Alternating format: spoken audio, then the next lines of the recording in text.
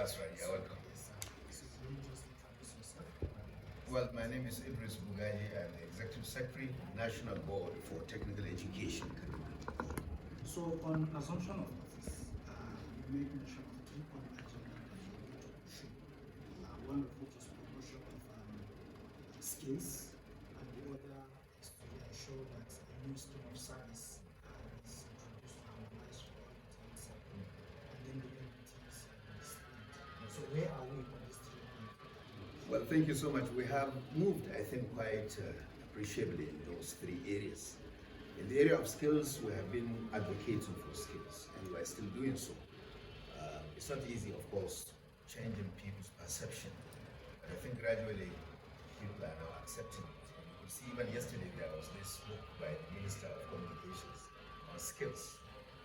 He wrote a book to promote skills. So this is all part of the sensitization which MBT has been doing. And so I think gradually we are getting to the promised land as far as skills are concerned. Government is really keen in development of skills of Nigerian youth. So we are making good progress. The other one is with regards to the scheme of service. We are finding it very hard really to convince the head of service to release the new scheme of service. We are doing our best. The ministry is supporting us. There has been a lot of protocols, up and downs. We submit, we resubmit 3-4 times. But we are hoping very soon, by end of the or early next year, the new scheme of service will be out, whereby HND will be recognized properly. HND graduates will be able to be employed in polytechnics as assistant lecturers. In the past, only degree holders were employed as assistant lecturers. HND holders were relegated to being technologists in the workshops and laboratories. Now, this, which is an injustice, a gross injustice, and now that the scheme of service is changing that scenario, because the polytechnics, the highest product from the polytechnic system is the HND. So the best of those graduates, they should be employed as assistant lecturers. They can grow within the system. Later, they can even have their masters, and they can become chief lecturers, and eventually become rectors of their institutions. Why should somebody from the university system come and midwife over a different system altogether and become lords over others? So this scenario is going to change with the new scheme of service, and we hope the head of service will release it quickly. They are a little bit, changing they have a lot of inertia in the office of the head of service. With all due respect, they have a lot of inertia. They don't welcome changes easily, but I think they have been convinced, and very soon we're very hopeful we'll get a new scheme of service for the polytechnic sector. So that's nice. So going back to the skills, one of your agenda was to establish zonal offices, and also adopt the plan of skills. How far have you gone in that? Well, we have gotten the 6 zonal offices across the 6 geopolitical zones of Nigeria, but we have also visited Morocco. We have seen the efforts they are doing. Morocco also realized they need to learn something from us. So it is a win-win situation for both of us. We are now going to sign an MOU with Morocco, and that will facilitate training of some of our lecturers, instructors, and assessors in Morocco. And Morocco would also like to see how we are operating our national skills qualification framework. So it's a very collaborative effort. We have already received the draft. I've sent it to the Minister of Education for approval, and as soon as we get the approval of the Minister, we are going to sign that MOU. In Nigeria and Morocco will work together to promote skills. The Morocco model is very good, especially for sub-tertiary training. In Morocco, they take young people at the age of 15 and pass them through their skills and vocational training programs. And within 4 years, maximum 6 years, they are exported to Europe and other parts of the world. And they bring in foreign exchange to Morocco. Morocco doesn't have oil and gas. They only have phosphate rock and skills to export. These are the 2 major exports of Morocco. Nigeria can also be able to leverage on the large population of youth, give them skills, export them across the world, and they can now bring foreign exchange to the nation. So this is the way to go, and we're working very closely with Morocco in that area. So lastly, on the industry, yes, where are we in terms of implementation, and what are some of the sources and challenges? The Nigerian Skills Qualification Framework has been approved by FEC since 2013, flagged off in 2017, but the full implementation, we are making gradual progress. Some weeks ago, the National Council on Skills met, chaired by the Vice President, and they have approved an upgrade of the 6-level framework to a 9-level framework to make it in tandem with what obtains in the United Kingdom and other European countries. So that is a major, improvement on the scheme. What remains is its full entrenchment into the Nigerian vocational system. Now, entrenchment in the sense that NSQ is supposed to replace trade test, city and guilds, and all these Pitman certificates, all those other qualifications of the past. NSQ is supposed to replace them. So the way to do it, of course, is by having an act of the National Assembly.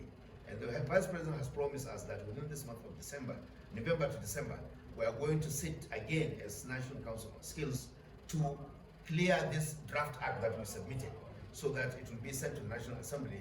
And by the time it is passed and signed by Mr. President, then surely NSQ will be on its path of full entrenchment. Now, there is provision in that act for a National Skills Fund. The National Skills Fund is supposed to provide funding to skills development centers across the country, not to become training centers. No, the fund will be funding skills training centers in every institution that wishes to start, skills training program. The federal government will use those funds to support them by buying equipment and other infrastructure needed to deliver on those trainers.